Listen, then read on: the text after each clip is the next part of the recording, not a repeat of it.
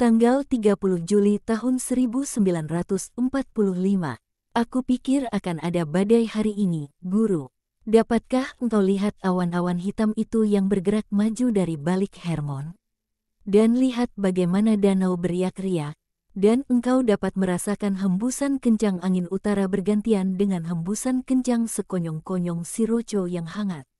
Angin puyuh, tanpa pasti datangnya badai. Dalam berapa lama, Simon? Sebelum jam 1 berakhir, lihat bagaimana para nelayan bergegas kembali. Mereka bisa mendengar danau menderu dan menggeram.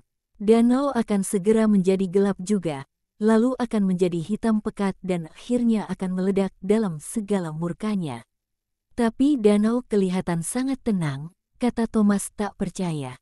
Kau mengenal baik emas, sedangkan aku mengenal baik air. Akan terjadi seperti yang aku katakan. Bahkan bukan badai yang sekonyong-konyong, melainkan terjadi dengan tanda-tanda yang jelas. Permukaan air tenang, hanya riak-riak kecil saja, seolah bukan apa-apa. Tapi jika kau di luar dalam perahu, kau akan mendengar ribuan gemeretak menghantam perahu dan mengguncang perahu dengan cara yang aneh. Air sudah bergelembung-gelembung di bawah. Nantikan saja tanda dari langit dan lalu kau akan melihat. Biarkan angin utara bergabung dengan siroco. Dan lalu, perempuan-perempuan, bawa masuk apa yang kau jemur di luar dan masukkan binatang-binatang peliharaanmu. Sebentar lagi akan hujan deras. Sesungguhnya langit menjadi semakin kehijauan, dengan gurat-gurat abu-abu keunguan yang gelap diakibatkan oleh aliran terus-menerus awan-awan yang tampaknya diletuskan oleh Hermon besar. Mereka menggiring Fajar kembali ke tempat dari mana ia berasal, seolah waktu mundur kembali menjadi malam dan bukannya maju menjadi tengah hari. Hanya seberkas sinar matahari yang bertahan bersinar menembusi batas awan-awan gelap dan mewarnai puncak sebuah bukit di sisi barat daya Kapernaum dengan rona hijau kuning yang imajiner. Danau sudah berubah dari biru langit menjadi biru ungu dan buih dari gelombang-gelombang kecil pertama yang memecah tampak putih aneh menghempas air yang gelap. Tidak ada perahu di danau sekarang.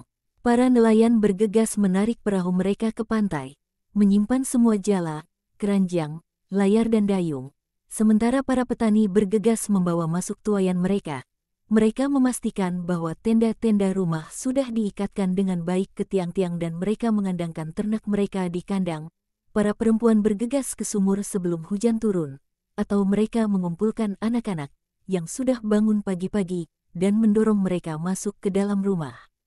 Bagai induk-induk ayam yang tahu akan datangnya badai es. Simon, ikutlah denganku. Panggil juga pelayan Marta dan Yakobus saudaraku. Ambil kain layar yang besar dan kuat. Ada 2 orang perempuan di jalan dan kita harus pergi dan menemui mereka. Petrus menatap padanya penuh tanda tanya, tetapi dia taat tanpa berlambat. Dalam perjalanan, sementara mereka berlari ke arah selatan melalui desa, Simon bertanya, tetapi siapakah mereka? Bundaku dan Maria dari Magdala. Sok begitu rupa hingga Petrus berhenti sesaat seolah dia dipakukan ke tanah dan dia berseru, bundamu dan Maria dari Magdala. Bersama, dia lalu kembali berlari, sebab baik Yesus maupun Yakobus maupun si pelayan tidak berhenti. Tetapi dia mengulang, bundamu dan Maria dari Magdala. Bersama, sejak kapan? Sejak dia menjadi Maria dari Yesus. Cepatlah, Simon, sudah mulai hujan. Petrus berusaha mengejar rekan-rekannya yang lebih tinggi dan lebih cepat darinya. Awan-awan debu sekarang naik dari jalanan yang kerontang, dihembus oleh angin, yang menjadi semakin kencang setiap saat, meriakkan danau dan membangkitkan gelombang-gelombang besar, yang menghempas dengan menggelegar di pantai. Apabila memungkinkan orang melihat danau, danau tampak bagai sebuah kuali raksasa yang sedang bergolak mendidih.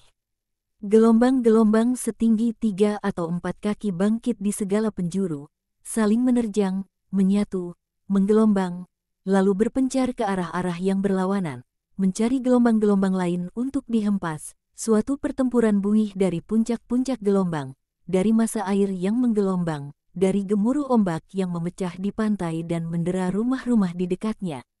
Sementara rumah-rumah menyembunyikan pemandangan atas danau, danau menyatakan kehadirannya dengan raungan yang melampaui deru angin yang membungkukkan pepohonan. Menyerahkan dedaunan dan buah-buahnya, suatu raungan memekakkan telinga yang melampaui gemuruh panjang guntur yang dahsyat, dengan didahului oleh kilatan-kilatan halilintar, yang menjadi semakin kerap dan dahsyat. Aku berpikir betapa pasti ketakutannya para perempuan itu, gumam Petrus terengah-engah. Tidak bundaku, aku tidak tahu mengenai yang lain. Tapi jika kita tidak bergegas mereka pasti akan basah kuyup.